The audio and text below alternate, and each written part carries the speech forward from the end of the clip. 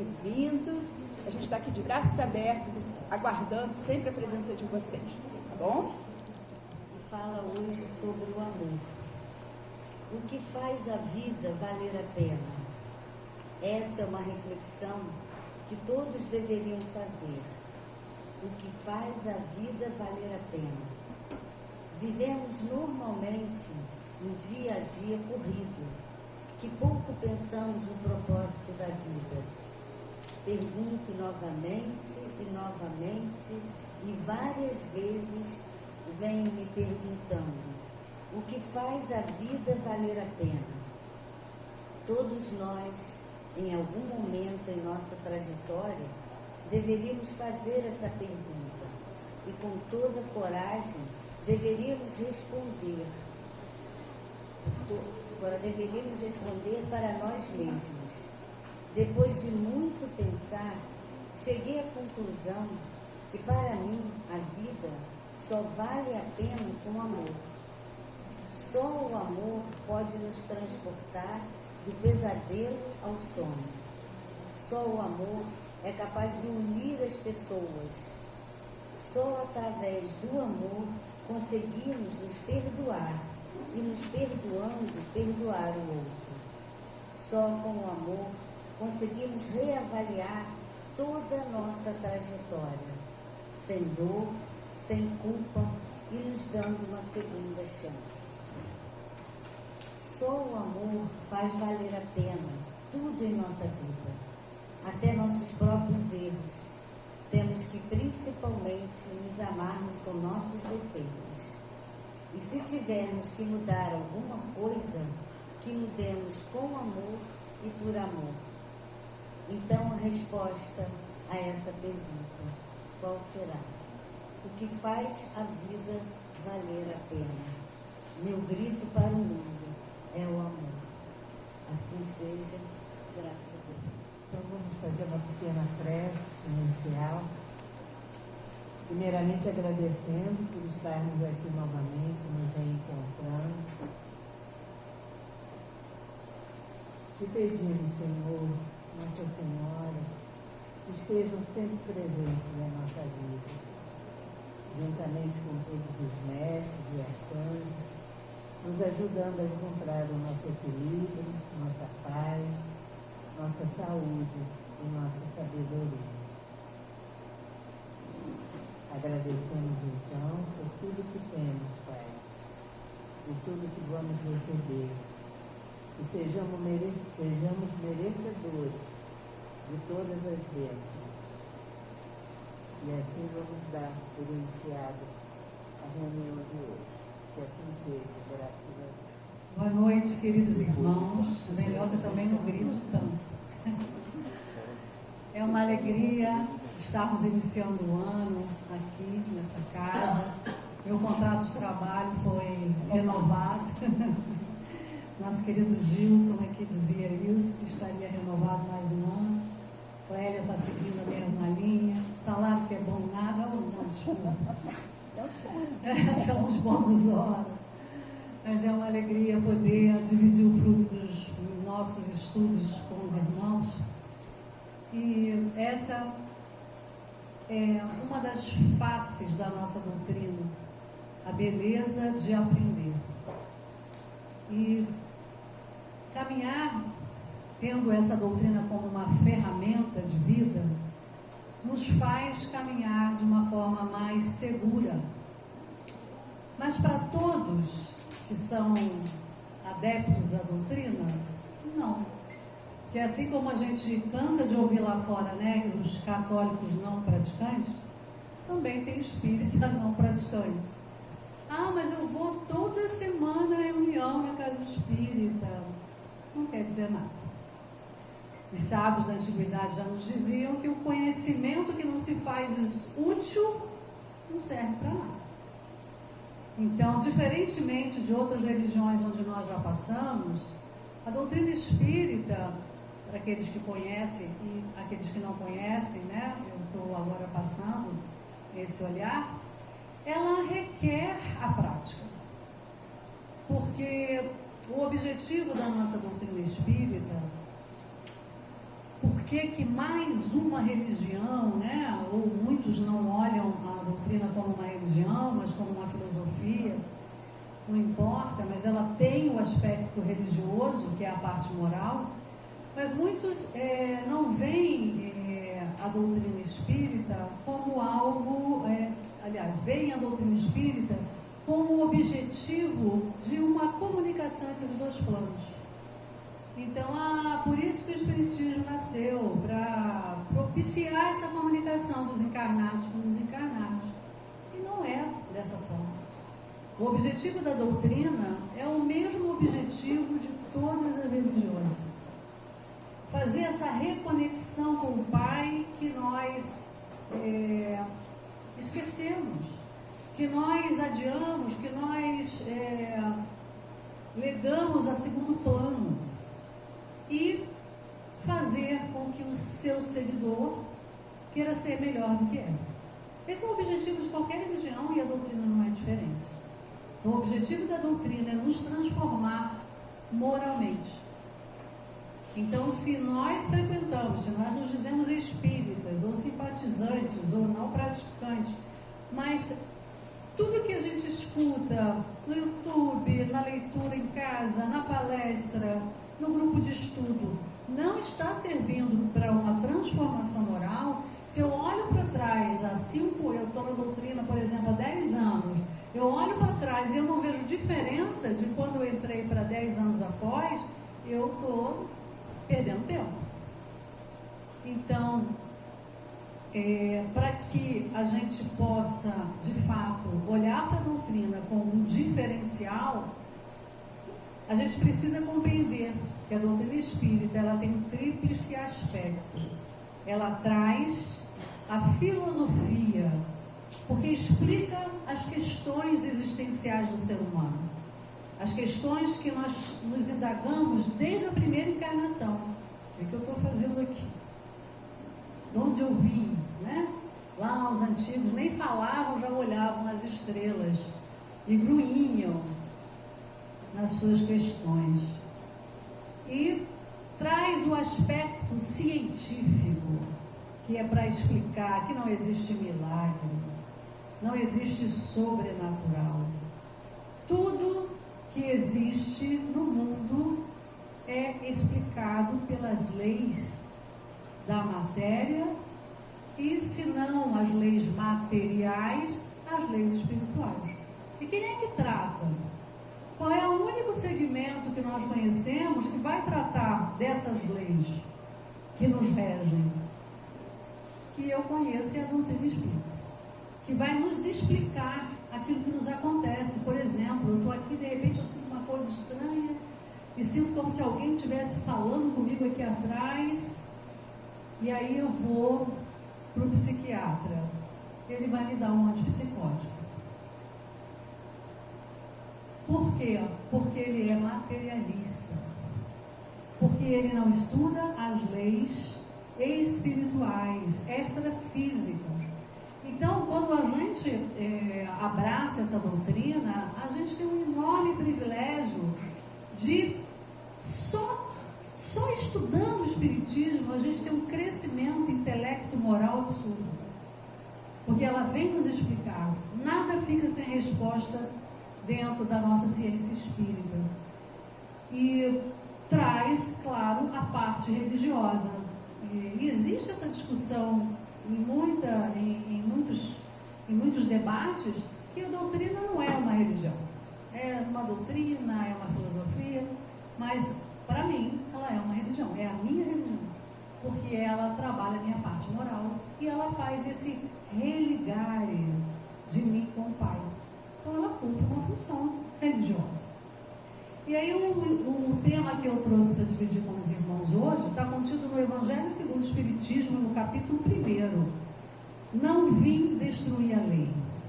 Essa é uma fala do nosso Mestre Jesus, quando na Terra esteve encarnado, e quando ele disse, né, inclusive os seus discípulos queriam que ele revogasse várias leis que eram contrárias aos interesses dos próprios, e ele disse: eu não vim destruir a lei, senão dar-lhe cumprimento e, claro, e dar uma nova roupagem. Tanto que quando o doutor da lei pergunta para Jesus: mestre, o que devo fazer para ganhar o reino dos céus? Jesus não responde. Ele fala: tu sabes. Amar a Deus sobre todas as coisas e ao próximo como a ti mesmo. E aí Jesus aproveita para explicar para ele quem era o próximo dele, e é aquela linda parábola do bom samaritano. Mas Jesus não deu a resposta. Por quê? Porque ele não veio instituir uma lei nova. Ele veio dar cumprimento.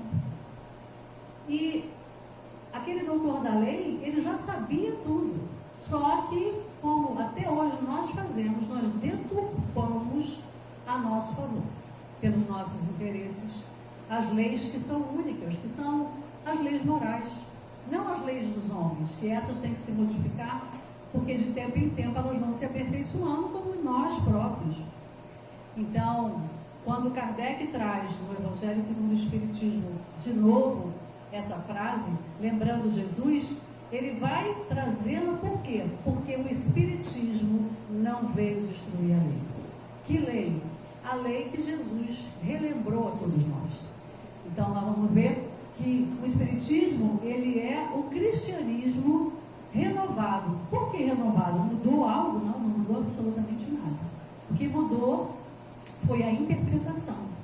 Porque nós, passados 2000 anos, estamos mais maduros, mais evoluídos intelectualmente e temos condição de entender aquilo que lá atrás, quando Jesus veio, nós não tínhamos.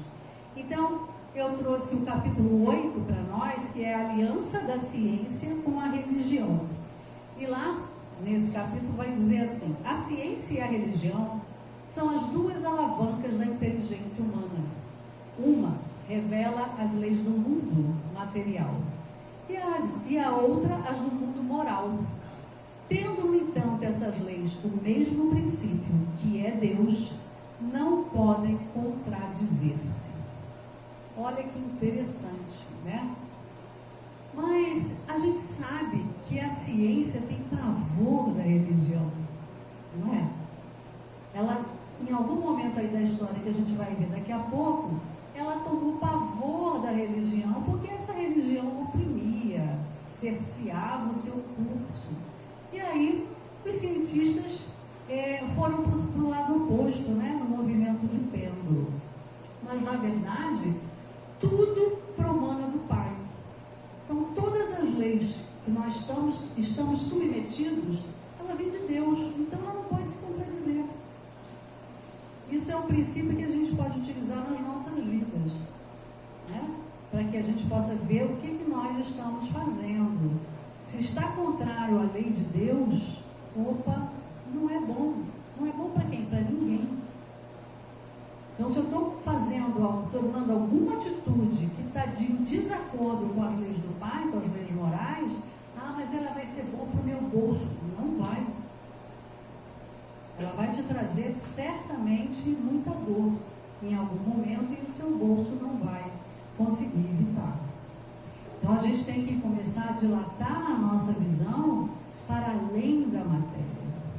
E continua, tendo, no entanto, se fossem a negação uma da outra, a ciência e a religião, uma necessariamente estaria em erro e a outra com a verdade, porquanto Deus não pode pretender a destruição da sua própria obra.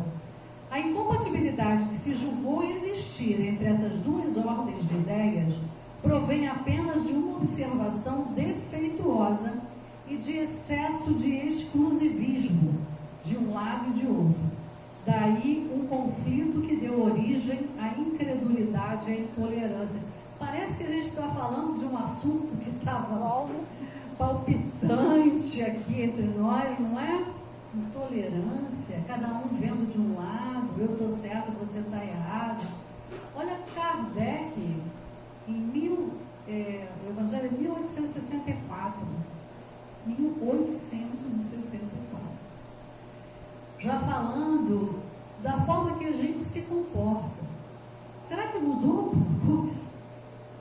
Então, os cientistas, eu tenho razão, que Deus não existe, vocês estão errados, e os religiosos, não, essa ciência não existe, isso não pode, porque está de contrário à lei de Deus.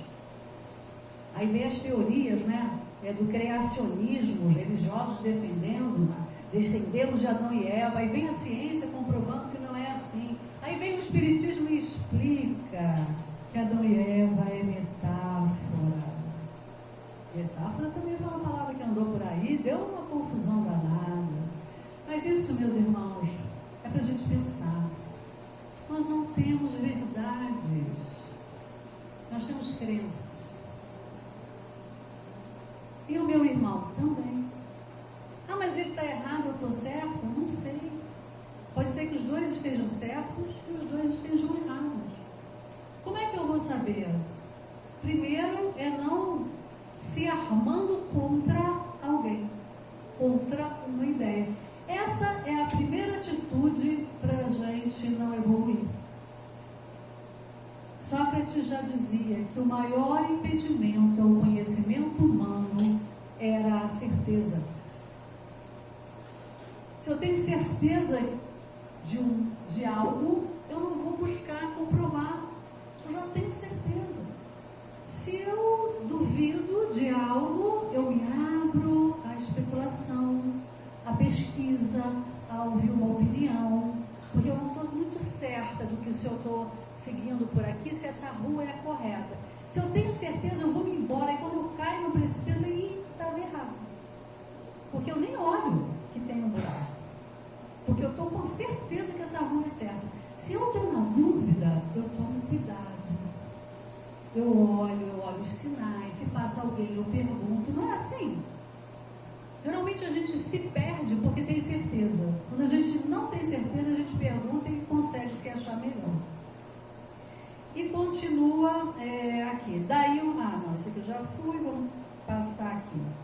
Continuando ele, são chegados os tempos em que os ensinamentos do Cristo têm de ser completados, 1864, em que o véu intencionalmente lançado sobre algumas partes desse ensino tem de ser levantado, em que a ciência, deixando de ser exclusivamente materialista, tem de levar em conta o elemento espiritual em que a religião, deixando de ignorar as leis orgânicas e imutáveis da matéria, como duas forças que são, apoiando-se uma na outra e marchando combinadas, se prestarão mútuo concurso. Então, não mais desmentida pela ciência, a religião adquirirá inabalável poder, porque estará de acordo com a razão, já se lhe não podendo mais opor à irresistível lógica dos fatos. Então, a gente tem religião, tem ciência. Dentro da ciência, a gente trabalha com fatos. São observações do que acontece. Dentro da ciência não tem opinião, achismo. O que os cientistas fazem? Eles pegam uma hipótese. Eu tenho uma hipótese de que esse líquido que tem aqui é água. E aí eu sou cientista, eu não posso dizer, eu acho que é água. Porque pode ser álcool, é a mesma aparência. Pode ser éter, pode ser outra qualquer substância, não pode? Pode. Então, vodka. Olha o obsessor dele gritando no ouvido. Pode ser muita coisa. Então, o grupo do WhatsApp, você bota isso, todo mundo sabe o que é. Cada um tem uma opinião. E a ciência faz o que é? Ele pode até achar, mas ele não diz. O cientista pega, vai para o laboratório, faz experiência, testa, comprova e diz, é vodka, ou é água, ou é éter. E te explica porque ele está dizendo isso. E às vezes ele até achou diferentemente, mas ele não se dá o direito de achar, não na ciência.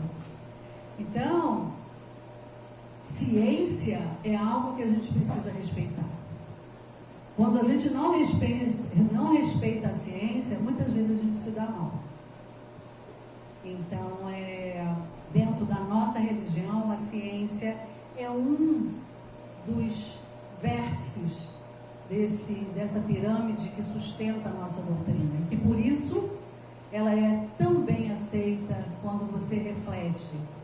Eu já conheci algumas pessoas, pelo menos umas 3, e um muito amigo ateu, que leu os 5 livros da codificação para discutir comigo, que eu desafiei.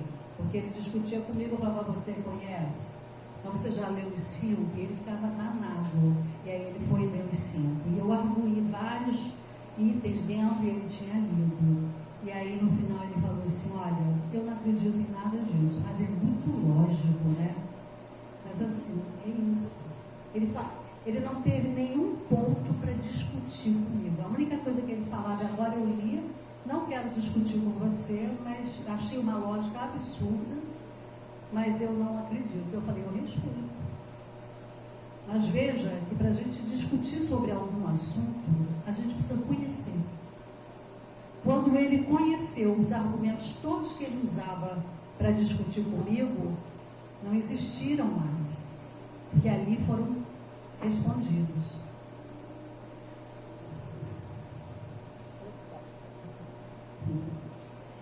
A ciência e a religião não puderam até hoje entender-se, porque encarando cada uma as coisas do seu ponto de vista exclusivo, reciprocamente se repeliam.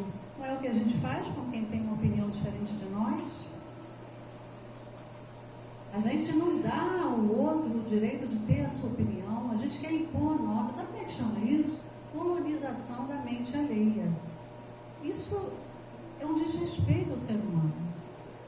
Mas é um absurdo, não importa. Aquela pessoa, ela está enxergando algo que você não está, na sua opinião. E, meus irmãos, nós precisamos construir elos, pontes, não muros, não cercas. Quantas pessoas estão sem se falar com familiares, queridos, que já tiveram uma história bonita juntos, porque não respeitam o direito do outro, de ter uma opinião diferente. Por mais que a gente ache absurda, a gente acha porque a gente está num ponto que a gente vê desse jeito. Mas se talvez a gente estivesse na vida do outro, né? Ter empatia. Como é difícil ter empatia? Porque ter empatia não é eu sair daqui do meu lugar e ir lá para aquela ponta lá e olhar de lá para cá e ver o que o outro está vendo. Assim é fácil. Eu vou continuar achando um absurdo o que eu acho um absurdo. Olhando daqui, eu vou olhar de lá e vou achar um absurdo também. Empatia é eu ir lá no ponto do outro, entrar na pele do outro, calçar o sapato do outro, com a história do outro, com o sentimento do outro, com a esteira intelectual do outro, com tudo que o outro passou, com tudo que o outro viveu. Porque o que constrói a gente é a nossa história. Nós vamos ver, às vezes, 2 irmãos gêmeos, geneticamente iguais, criados pelo mesmo pai, pela mesma mãe, no mesmo tempo, porque às vezes, quando são irmãos e tem diferença de anos, a realidade às vezes muda, mas a gente vê gêmeos e tem opiniões divergentes. Por quê? Porque eles não nasceram no momento que a sua mãe deu à luz. São espíritos que têm uma história anterior, que foi construída, têm opiniões próprias, devido à história que viveu. Então, nós que já aceitamos isso, que somos reencarnacionistas, que sabemos que essa pessoa, mesmo que ela estiver em erro, nós temos a eternidade para acertar. Ela vai um dia enxergar de outra forma. Ou quem sabe sou eu que vou enxergar como ela enxerga. Eu não posso ter a pretensão de achar que eu estou sempre certo e o outro não. Eu não posso refutar ciência, mas opinião, crença, de forma nenhuma. E principalmente experiências subjetivas. O que é isso? Todos nós aqui estamos vivendo uma experiência subjetiva. Se no final da palestra alguém estiver lá fora para fazer entrevista com cada um de nós que está aqui, cada um vai ter tido uma experiência diferente. Algumas coisas similares, mas cada um está vivendo uma experiência única. Por quê? Porque eu A minha realidade é o que eu observo e apreendo dela. Então tem gente que pode estar aqui e a cabeça está nos problemas, não está aqui. Aí de repente pega uma palavra fora de contexto. Tem gente que está aqui e está atravessado por um sentimento qualquer, e aí a palestra vai ser de um jeito, o outro vai ser de outro. Então a gente precisa compreender essas coisas, mas não só para ouvir aqui na casa espírita, para levar para as nossas casas, para os nossos trabalhos, para a nossa família, para respeitar o outro. E exigir que nos respeite também. Mas se o outro não nos respeita, é problema dele. Agora, quando a gente desrespeita, isso é problema nosso. Então precisamos dar o primeiro passo. Esse traço de união está no conhecimento das leis que regem o universo espiritual e suas relações com o mundo corpóreo. Leis tão imutáveis quanto as que regem o movimento dos astros e a existência dos seres. Uma vez comprovadas pela experiência essas relações, nova luz se fez. A fé dirigiu-se à razão. Esta nada encontrou de ilógico na fé. Vencido foi o materialismo, até serem arrastadas pelo movimento geral que as esmaga, se tentam resistir-lhe em vez de o acompanharem.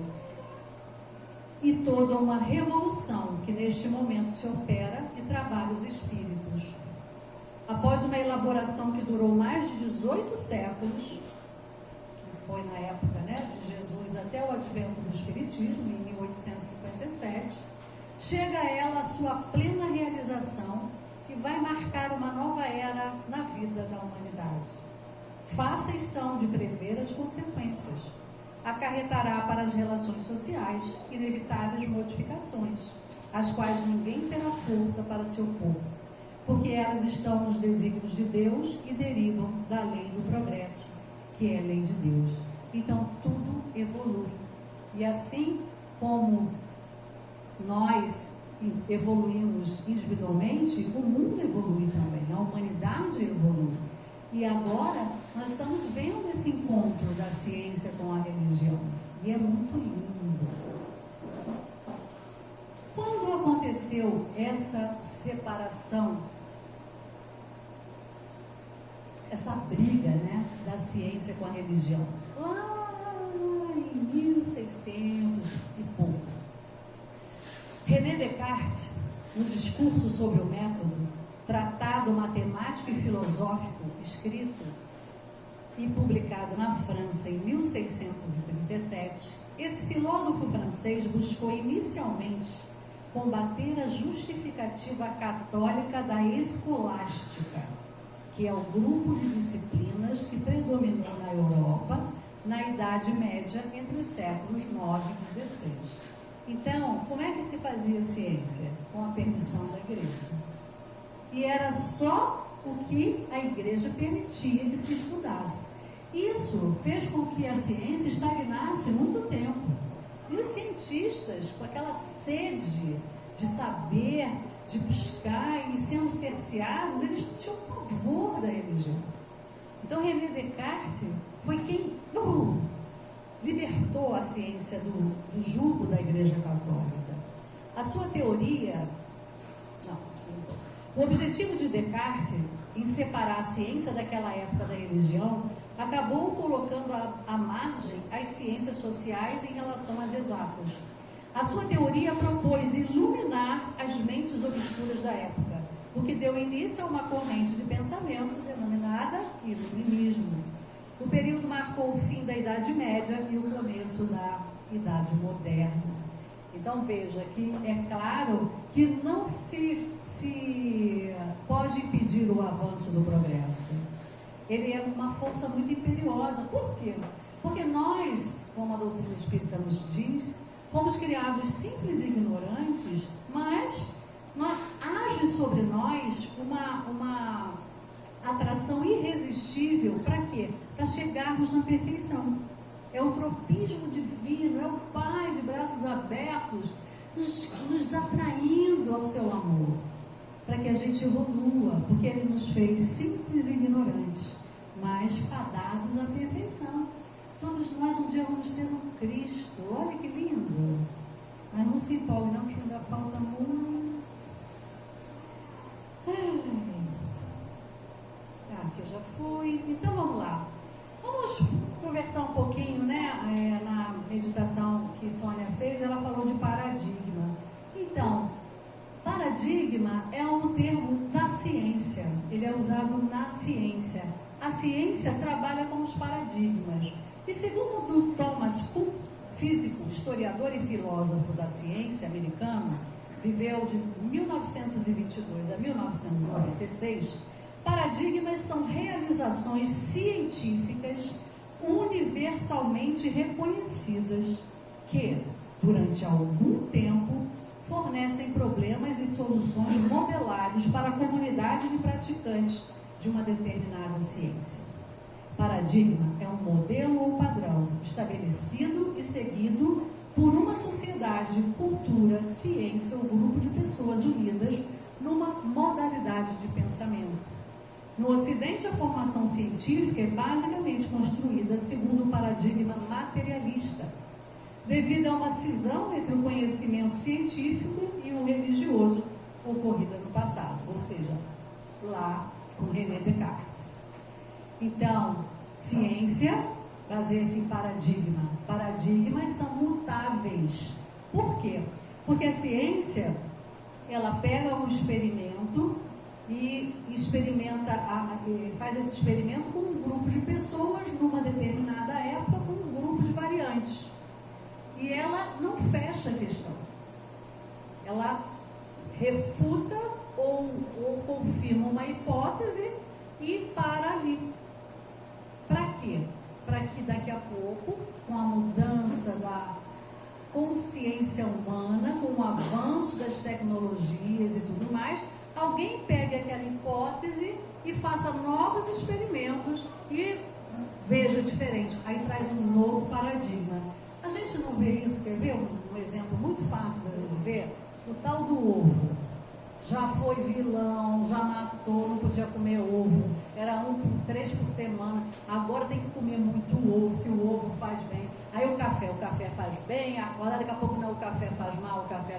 Por que isso acontece? Porque cientistas diferentes submetem aqueles estudos anteriores a novos estudos, com novas variantes, e encontram novos resultados e traz a público. E se o experimento foi feito dentro dos critérios científicos, isso é publicado e é aceito mundialmente na comunidade científica. E aí os médicos passam a adotar.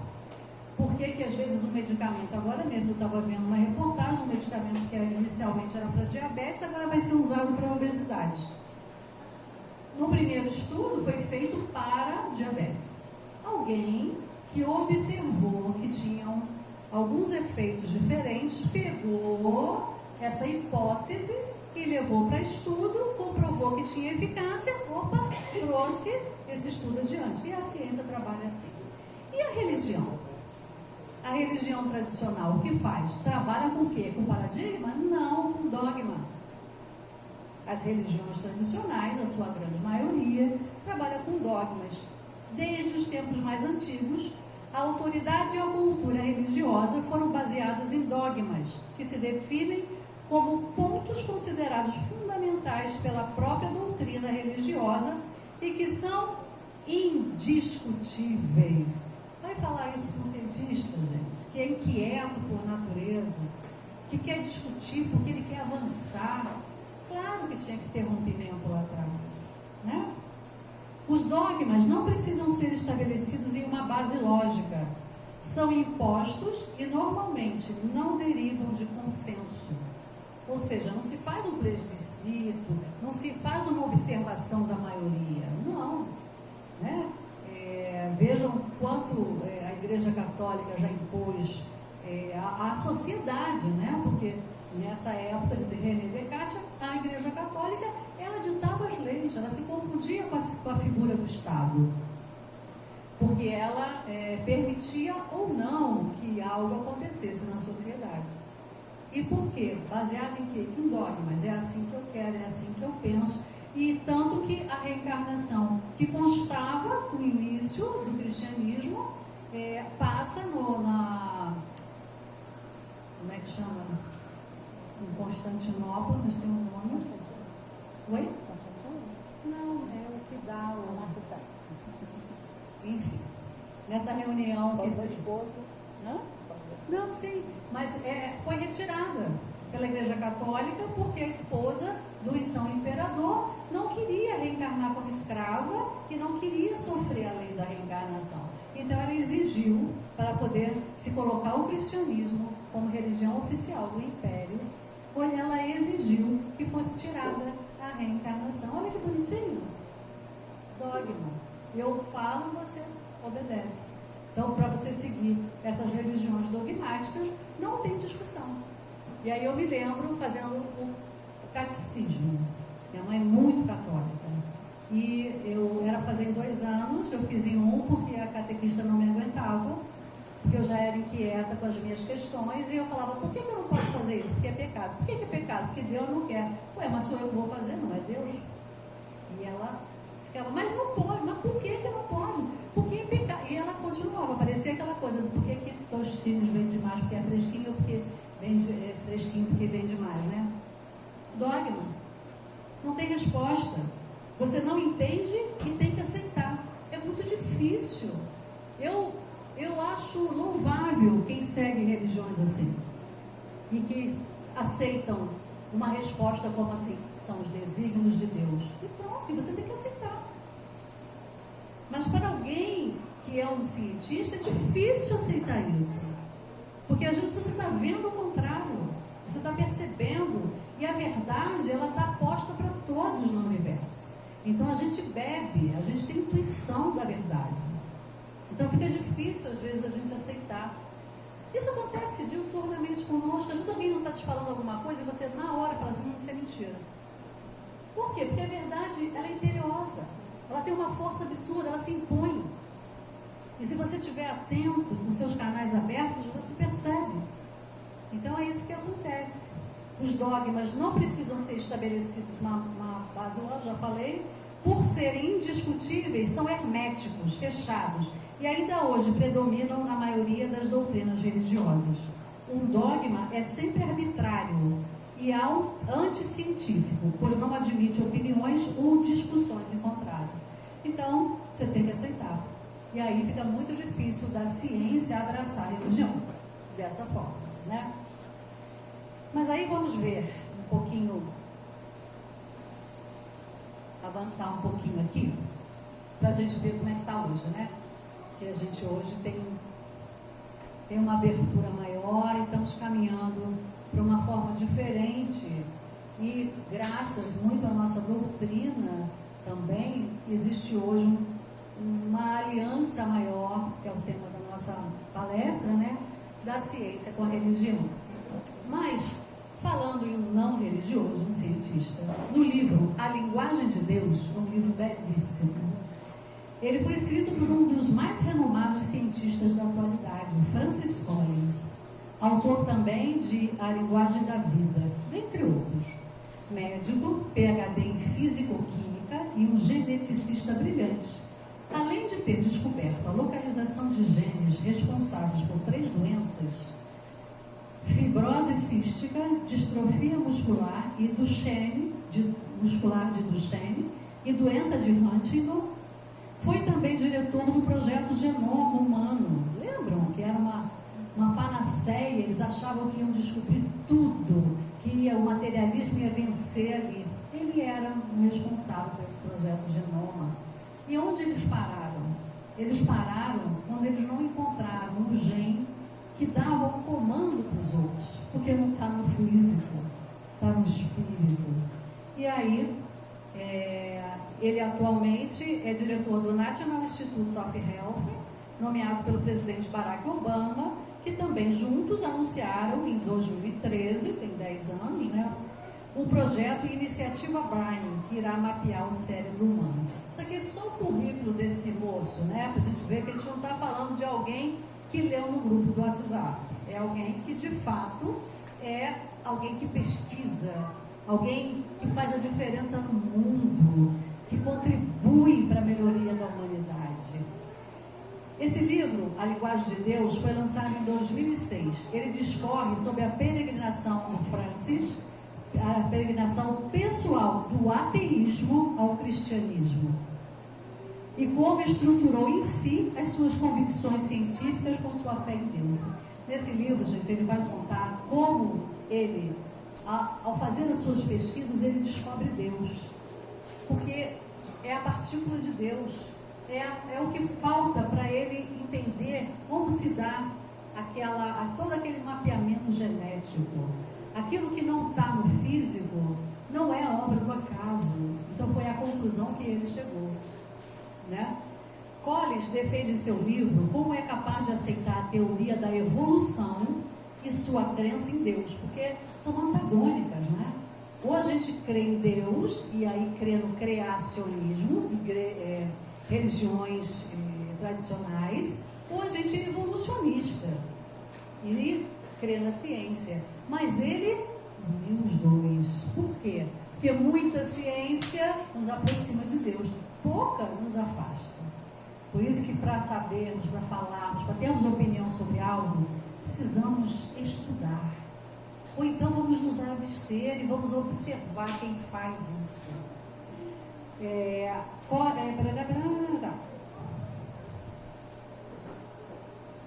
Collins defende em seu livro como é capaz de aceitar a teoria da evolução e sua crença em Deus, chamada de evolucionismo teísta, o que ele chama no livro de Biologos, nome também de uma instituição fundada por ele com a mesma proposta do livro. Biologos expressa a crença de que Deus é a fonte de toda a vida, e a vida expressa a vontade de Deus. Os cientistas, gente, olha que lindo, isso é evolução. Stephen Jay Gould, que foi um paleontólogo e biólogo evolucionista, também estadunidense, ele também foi autor importante no que diz respeito à história da ciência. É reconhecido como o mais lido e conhecido divulgador científico da sua geração. Não é religioso, cientista. Ele, certa feita, foi perguntado: a ciência inviabiliza a crença em Deus? E ele respondeu: não. A ciência trabalha na construção empírica do universo e a religião na busca de valores éticos e do significado da vida. O alcance da sabedoria requer atenção nos dois domínios. Por isso que eu amo a doutrina espírita, gente. A doutrina tem esses três aspectos: filosófico, científico e religioso. Então, você não tem como não compreender e não aceitar, porque mexe com todo os seus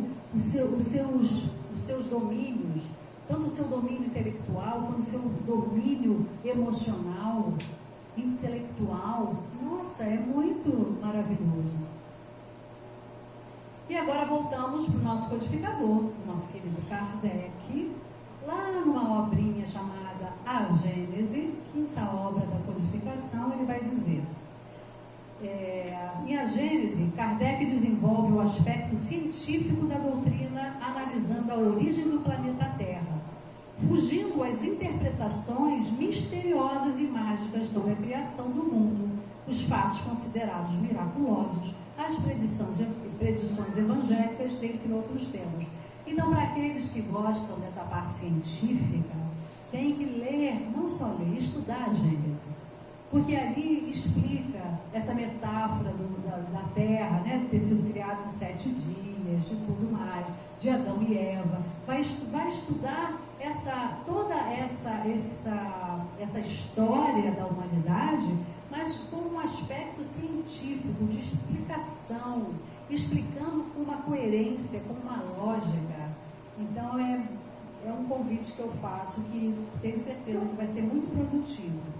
E lá, no capítulo 1, item 5 da Gênese, Kardec nos diz assim: caminhando de par com o progresso, o Espiritismo jamais será ultrapassado. Ai, gente, Kardec pretencioso esse, né? Não, gente, olha só. Jamais será ultrapassado. Por quê? Se novas descobertas lhe demonstrassem estar em erro acerca de um ponto qualquer, ele, o Espiritismo, se modificaria nesse ponto. Se uma verdade nova se revelar através da ciência, ele a aceitará. Então vejam que Kardec coloca a doutrina espírita submissa à ciência. Por quê? Porque ele não era um espírito perfeito. Ele tinha essa consciência. Então, ele sabia que ele também era falho. E ele foi o condutor da obra. Então, ele abriu isso para nós. Por isso que se algo dentro da doutrina for provado que está errado, a ciência provar, a gente vai deixar esse ponto e vai seguir com a ciência. Só que já se passaram 160 anos e olha que nós temos detratores da doutrina. Mas ninguém consegue derrubar. Podem dizer como meu amigo ateu, eu não acredito. Eu respeito. É preciso crer para ver. Se ele não crê, ele não consegue enxergar essa beleza que eu enxergo, graças a Deus. Porque me ajuda na vida. Tem pouquinho tempo que eu encontrei o Espiritismo, né? Eu vivo fazendo essa gracinha, eu estou tão velha. Aos 19 anos, quando eu encontrei a doutrina, já se vão 40, ela foi algo para mim muito apaixonante. E eu tenho muita gratidão, porque me fez errar menos. Com ela eu não errei, opa, se eu já errei muito com ela, sem ela então, eu já tinha me endividado muito mais. Então é isso. Aquele que encontra o Espiritismo, seja somente pelas palestras, ou porque lê, ou porque vê no YouTube, ou porque gosta de livros de mensagem, ou que gosta de livro de romance, aquele que tem contato com essa doutrina, nunca mais erra igual. Não é assim? Não é que a gente deixe de errar, não, porque ainda está muito forte em nós esses atavismos de hábitos que a gente já poderia ter mudado. Mas a gente não erra mais igual. A gente erra e aquilo incomoda, fica gritando dentro de nós, não é? Porque ela é transformadora. Imagina se a gente se dedicar mesmo a estudar, a colocar em prática. Nossa, a gente vai dar um salto nessa encarnação. E é essa a proposta, né? Foi por isso que nós viemos para a Terra, para fazer diferente. Agora eu trago uma outra, que não é nem é novidade. Também está fazendo 10 anos, né? Mas é que é sempre bom trazer, porque muitos não conhecem. Nós temos, não sei se todos conhecem, uma coletânea de livros que a gente chama Série André Luiz, que um espírito chamado André Luiz, que foi um médico na Terra, ditou ao nosso querido médium amor Chico Xavier. Essa série, ela inaugura a ciência espírita, porque ela traz informações das observações de um médico, um cientista, observando do ponto de vista da espiritualidade aquilo que nos acontece e nos traz, nos esclarecendo, nos mostrando os bastidores da nossa vida. Então, um dos livros, que é Missionários da Luz, lá tem um capítulo, acho que o segundo, que é dedicado à epífise, que é a nossa glândula pineal. Ela é muito estudada dentro da mediunidade e dentro da ciência médica, ela secreta um hormônio que é a melatonina, que é responsável pelo nosso ciclo de sono, pelo crescimento e por aí vai. Então, lá nesse livro de André Luiz, Missionários da Luz, tem essas informações. E aí vamos ver o que foi publicado numa revista científica. As informações inusitadas sobre fisiologia humana, principalmente sobre a glândula pineal, e os processos sobre os quais se originam doenças, revelados pelos livros do Espírito André Luiz, psicografados por Chico Xavier, foram objeto de um artigo para uma importantíssima revista médica europeia chamada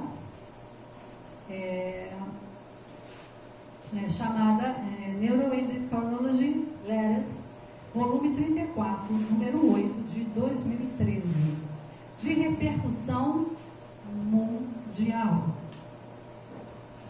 O acontecimento virou notícia na edição número 113 do primeiro trimestre do ano de 2014, na revista Saúde e Espiritualidade da Associação Médico Espírita do Brasil, AME Brasil, que publicou a matéria Mediunidade de Chico Xavier faz parte da literatura científica mundial, assinada pelo endocrinologista Jorge Cecílio Dyer Jr., atual, quer dizer, em 2014, secretário da AME Brasil.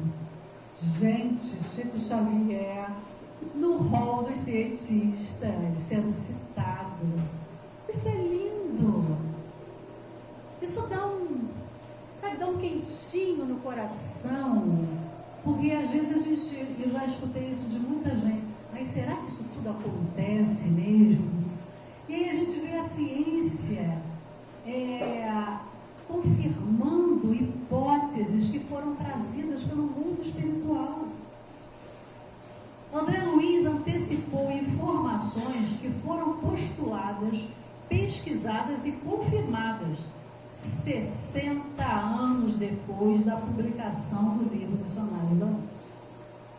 Então vejam, né, o adiantamento dessas informações. Chico Xavier tinha só o curso primário, não tinha nem como saber, nem os cientistas da época conheciam aquilo que Chico trouxe nos seus livros pela sua mediunidade, né?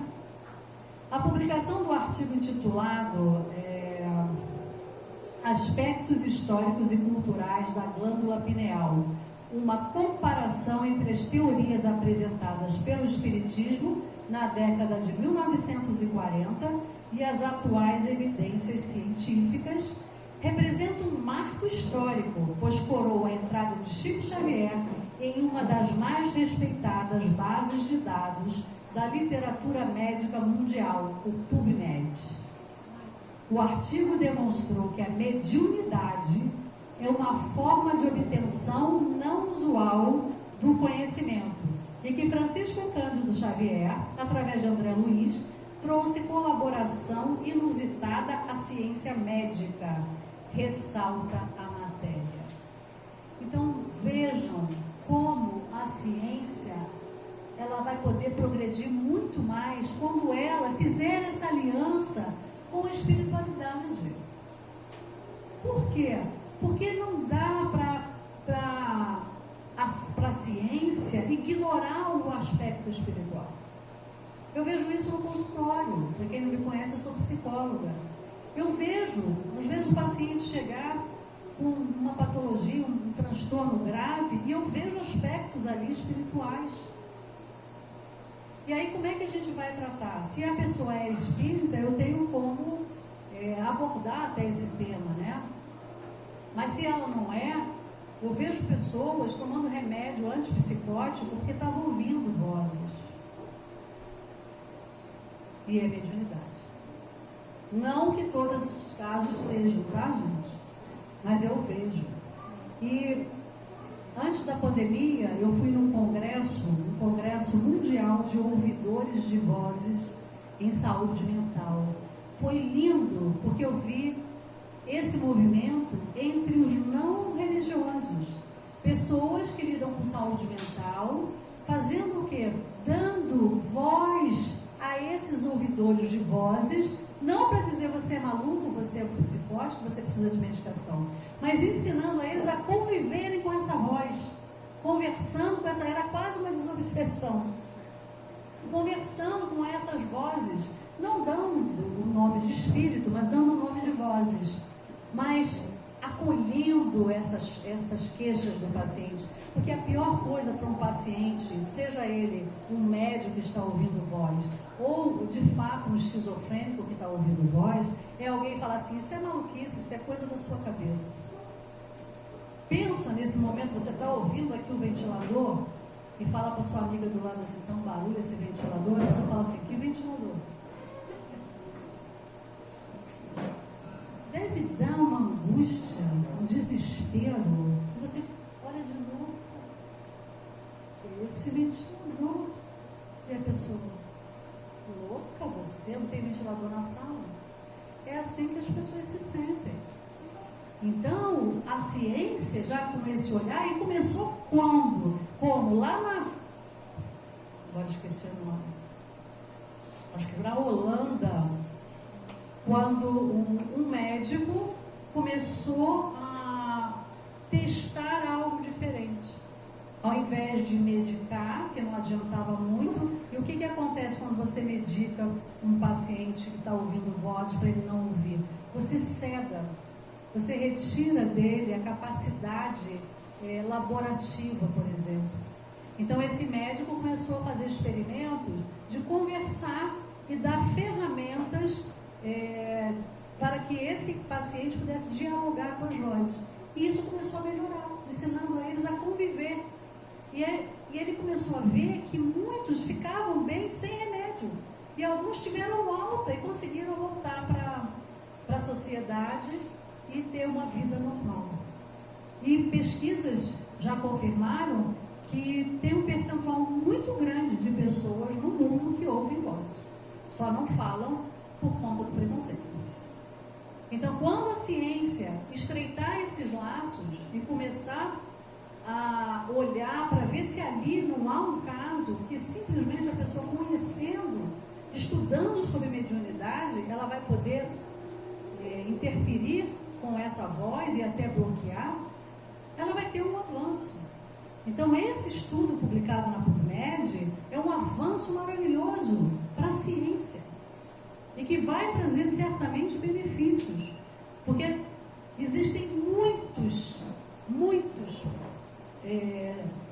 médicos, cientistas, psicólogos que já têm esse olhar, só que não pode nem dividir com os seus pares, que são feitos chacota. Eu, quando fazia faculdade de psicologia, já era espírita, e que eu falava sobre esse tema, inclusive eu queria fazer o meu TCC sobre esse tema, não me deixava.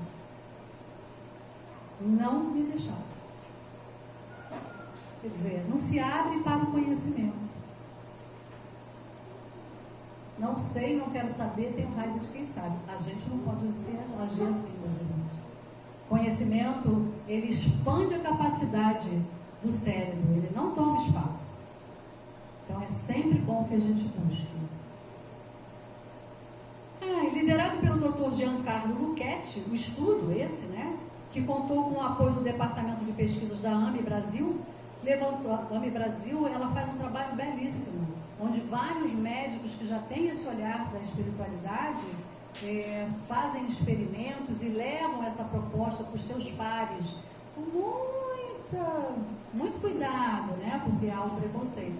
Mas muitos estão se agregando às AMEs, que tem no Brasil inteiro, para expandir esse movimento. A gente precisa expandir esse olhar. Quando a gente vai ao médico, o médico não pode olhar só que ali tem um corpo, ou um joelho, um punho. Não, a gente não pode ser esquartejado. Nós somos seres integrais.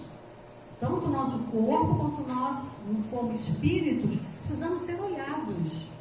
Porque às vezes você está sentindo uma dor e foi porque você ficou chateado na noite anterior com alguém. A gente é esse ser complexo. Levantou as informações sobre a glândula pineal, Dr. Giancarlo, contida nos livros de André Luiz, comparando-as com os conhecimentos da época em que as obras foram produzidas e também com os conhecimentos que a ciência obteve nos últimos anos. Em 1945, esse livro, Missionários da Luz, trouxe 21 informações a respeito da glândula pineal, em apenas 2 capítulos do extenso livro. A título de informação, durante toda a década de 1950, os artigos médicos sobre a glândula pineal, publicados na literatura científica, não somavam 100.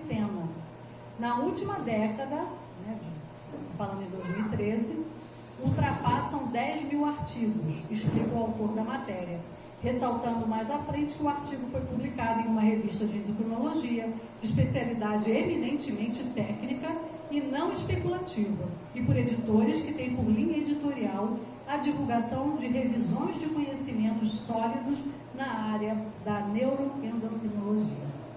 Então, isso é lindo, a gente vê algo que muita gente não acredita nessa intervenção dos espíritos, gente acha que é charlatanismo, que Chico Xavier foi um grande charlatão, né? Apesar de todas as evidências dos mais de 400 livros, de estilos diferentes, mas há, né? Porque quando a gente não crê, a gente não vê. Então, isso aqui é ciência. Ciência não é a minha opinião ou a sua, é a comprovação.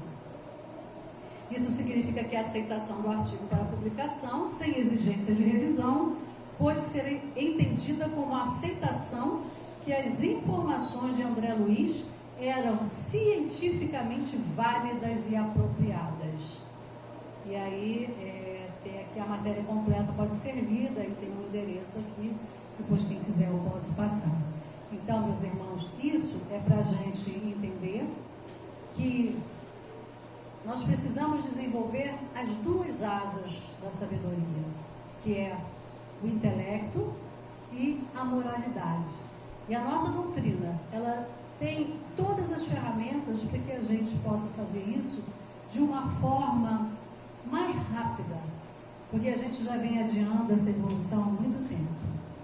Então, nós não viemos na encarnação com passaporte para passear, senão iríamos para um mundo melhor, porque é um mundo onde tem gente que morre de fome, não é um lugar de passeio. Então, nós viemos aqui para trabalhar. Trabalhar, primeiramente, por nós, pela nossa melhoria íntima, pela nossa evolução. Isso é o primeiro lugar. Em segundo lugar, por aqueles que estão em torno de nós, os mais próximos aos mais distantes, nessa ordem. Primeiro, eu me trabalho, me melhoro enquanto ser humano, moralmente, intelectualmente. Depois, eu contribuo para a melhoria daqueles, da minha família, depois para os meus vizinhos, para a minha casa espírita, para o mundo. Mas como é que eu vou contribuir para o mundo? Quando eu mudo de vibração, quando eu subo um degrauzinho, quando eu sou capaz de emanar pensamentos de amor, eu estou contribuindo com Jesus na transformação do mundo. E é para isso que nós estamos aqui, para transformar esse mundo, para emanar amor, para sermos ajudantes de Jesus nessa obra que é de todos nós. Muito obrigada. Bom, gente, vou pedir a Janice, eu vou explorar mais um pouquinho, pedindo que faça a prece final para nós. Vamos ver como é que é aqui, né? Então, meus irmãos, vamos nos recolher no nosso santuário íntimo para agradecer. Pai de amor e bondade, autor de nossas vidas, Jesus, meio Nazareno, aqui reunidos estamos para agradecer. Agradecer por tudo que temos, mas também por tudo que não temos, pois sabemos que temos o que necessitamos para o nosso crescimento evolutivo. Dai-nos a força, Senhor, para compreender as tuas verdades, para aceitar o que não podemos mudar e mudar aquilo que podemos.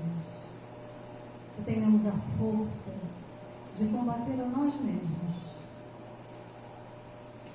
mudando hábitos, sendo pessoas melhores, fazendo a diferença no mundo, Senhor. Que seja no nosso pequeno mundo, da nossa casa, do nosso trabalho. Que possamos nos lembrar de Ti quando ficar difícil, buscando as Tuas lições de amor. Fortalece-nos, Senhor, os propósitos do bem.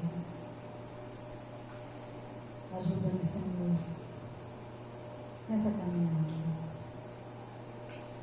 Então, queremos Te pedir por todos esses irmãos que passam agora nos nossos pensamentos, necessitados do corpo e da alma, afetos, mas também aqueles desafetos. Todos somos merecedores do Teu amor, Jesus. Que todos sejamos envolvidos nele.